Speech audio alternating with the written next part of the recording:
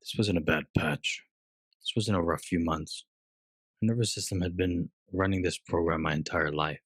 Rage wasn't something that happened to me occasionally. It was the weather, the default climate. I grew up inside my mother's anger, and then her anger became my first language. By the time I was an adult, I didn't know I was angry. I just thought that's what being alive felt like. Tension in the chest, jaw tight, walking into rooms already braced. And people could already feel my energy as soon as I walked in. And then she died. And I discovered there were two griefs when you lose someone like that. The grief of losing her, which was real, and it broke something open in me I wasn't prepared for. And then the other one, the one nobody talks about, the grief of losing the thing your entire nervous system was organized around, the processing of her, the making sense of her, the surviving her. When she died, all of that lost its object, and a nervous system that has been braced for something its entire life, and then the thing disappears, doesn't just relax, doesn't know how. It's never understood that. Keeps bracing, keeps running the program, because the program has never necessarily been about her specifically. The program was what I was. I remember when I tried to move out in my early 20s and she cried and begged me not to leave her, because I was all she had left. And I stayed. I shouldn't have. My nervous system had been trained to attend to her feelings before my own for so long that leaving felt like abandonment of her. Somewhere underneath that, of myself. You can imagine how that looked in my relationships with women. When that drops, when a lifetime drops, you don't decide it, it just goes. Before she died, while I was watching her die, my body budget collapsed completely. And I mean that literally, not metaphorically. Your nervous system runs on something like a budget: sleep, connection, movement, feeling safe, water, food. Those are deposits. Grief, chronic stress, sustained threat. Those drain it. When you're running a deficit long enough, the system starts making calls you didn't even sign off on. It stops asking permission. I was smoking 3 packs of Marlboro Reds a day, drinking half to a full 2.6 of Black Label until I didn't even feel drunk anymore. Until alcohol stopped working as a regulation tool entirely, and I kept reaching for it anyway. Every time she napped, I would walk into the jungle, armed, hoping something or someone would try something with me. I wasn't suicidal.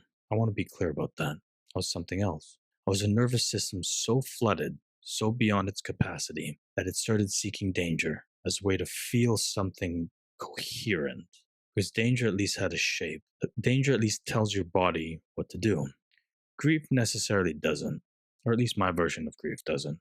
Grief just sits there and takes up all the space and gives you nothing to fight. And the strangest part, I wasn't fully there for any of it. I was dissociated, watching myself from a distance as if it was not me. Days blurred. I remember one specific moment shortly before she died when something surfaced through all of it. One clear question formed in my mind: when will this pain end? And what will it look like in 10 years? That question wasn't despair. Looking back, that was the observer function. The part of my nervous system that could still witness was happening even when everything else had gone offline. It broke through the surface once, asked that question, and went back under. That's what it looked like from the inside. All of it happening at once. Watching yourself go through the motions, not feeling like it's you. Time making no sense, and still reaching for that next cigarette or that next shot because your body is just trying to get through the next hour without falling apart. A thermometer reads the temperature in the room. A thermostat sets it. During those months, I was a thermometer. Whatever the environment was running: grief, threat, chaos. I read it and matched it and amplified it. I had no thermostat function available. The system was too depleted to regulate anything, including itself. What I didn't know, what I found out later, was that my uncle had been following me into the jungle. Every time I walked in there armed, hoping for something to come for me, he was behind me, silently. No announcement, no conversation, just showing up in the shadows, making sure I'd come back. To understand why he did that the way he did, wordlessly, without intervention, you have to understand something about where we come from. My grandfather was a politician in a small town in the Philippines, the kind of place where your name carries weight in both directions. It opens doors, and it makes you a target. At some point, rebels came to extort the family. My uncle confronted them directly.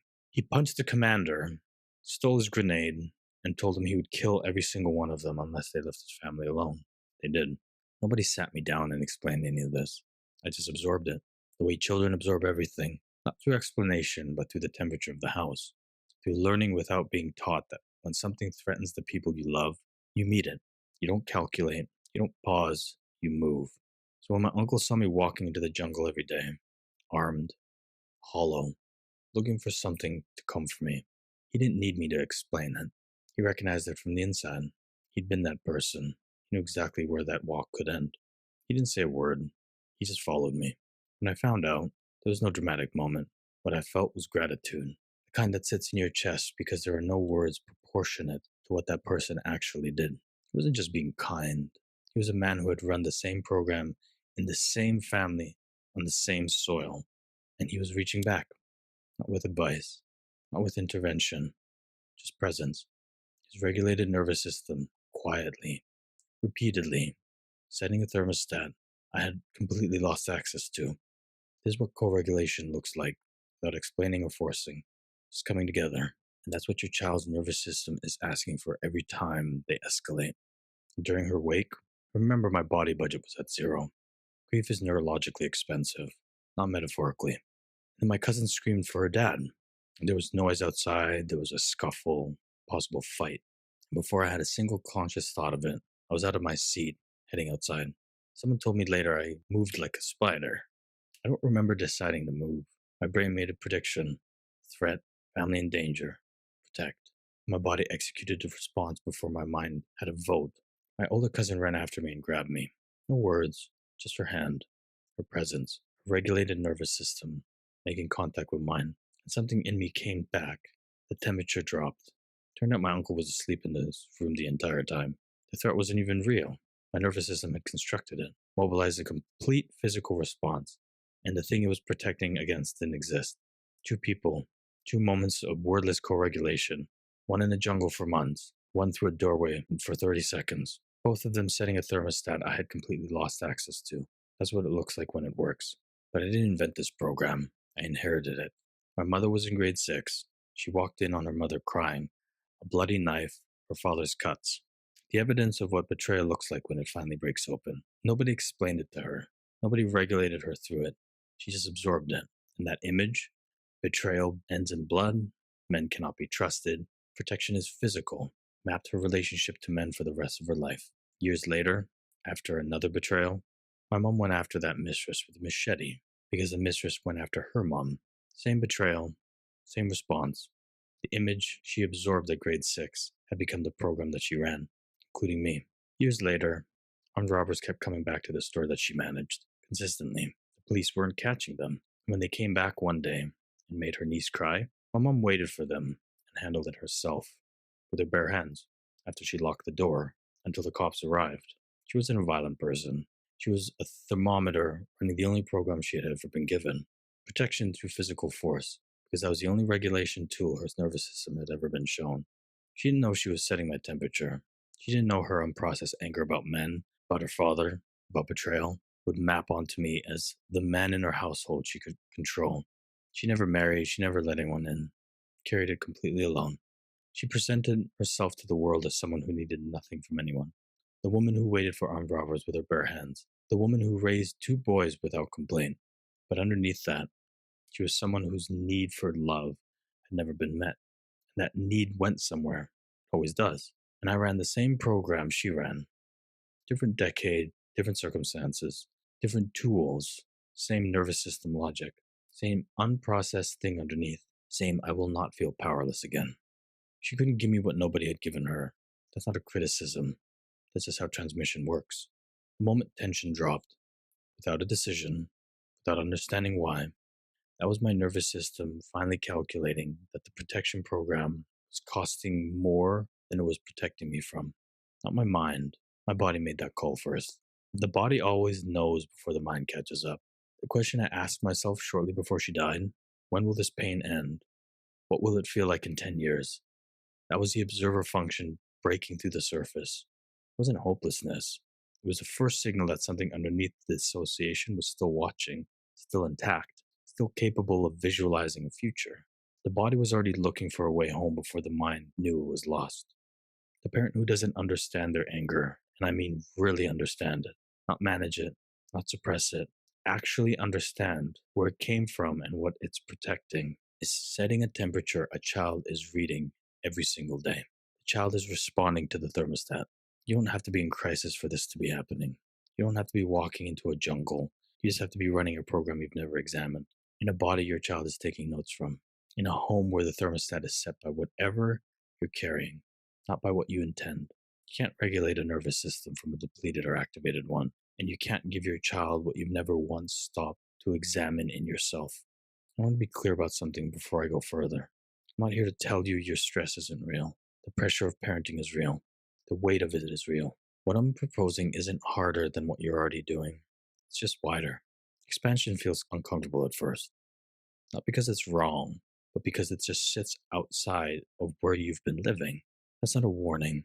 That's just what growth feels like before it becomes familiar. Right now, in whatever room you're in, there are shapes, colors, movement all around you. Your brain is processing all of it, but you're not aware of most of it because your brain has already decided what matters and filtered everything else before you even knew it was there.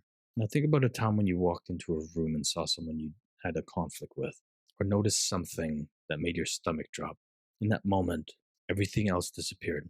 Not because it was gone, because your brain made a prediction about what mattered. Your whole constructed experience of that moment built itself around a single input. It narrows the field when it predicts threat or relevance. Problem is when that narrowing becomes the only mode available. When the stress of parenting, the noise, the pressure becomes a thing your brain has already decided is the only relevant input. And everything else, your needs, the person you are underneath, all of it gets filtered out. Observe, don't absorb, not suppressing the stress, just giving your brain more than one input to work with.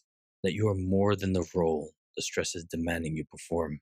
That's your awareness opening up. My mom couldn't give me what nobody had given her. That's not a criticism. That's just how transmission works. Until someone in the chain decides to understand the program before it reaches the next person. It doesn't only happen in big moments, it operates in the small moments too. I have a habit with adults. I'll say something completely absurd in a completely normal tone and just wait to see if they catch it. If they don't, I don't correct it. I just move on and laugh to myself later. Adults eventually reconcile the content with the absurdity and figure it out later. I tried it with my 6-year-old niece once. I told her the story of how I became her uncle.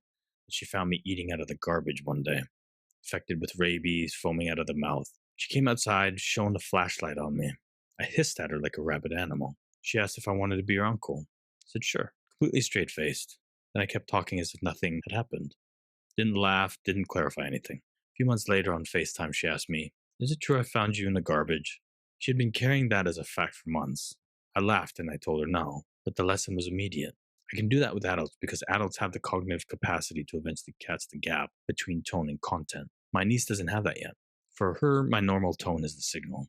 If I deliver something false in a flat, normal tone, even something obviously absurd to us, her nervous system files it as real. The tone set the thermostat, the content didn't matter. And honestly, she's more skeptical of me now when I use the flat tone. I can feel it. Her eyes squint, and she gives me the bombastic side eye. I've had to earn something back. I usually do a silly, absurd tone when I joke. She knows that one. She relaxes into it. But I blurred the line between the tone and my neutral one, and now my neutral tone carries some of that same question mark. She's not sure which version she's getting. I did that. One story, straight face, no correction. Your tone is always setting the thermostat, not just when you lose it, not just in crisis, in a joke, in a bedtime story, and how you answer a casual question on a Tuesday afternoon. I stopped it before it became a pattern, but it showed me exactly how much signal is carried in the tone alone, and how little credit we give children's nervous system for how accurately they read it.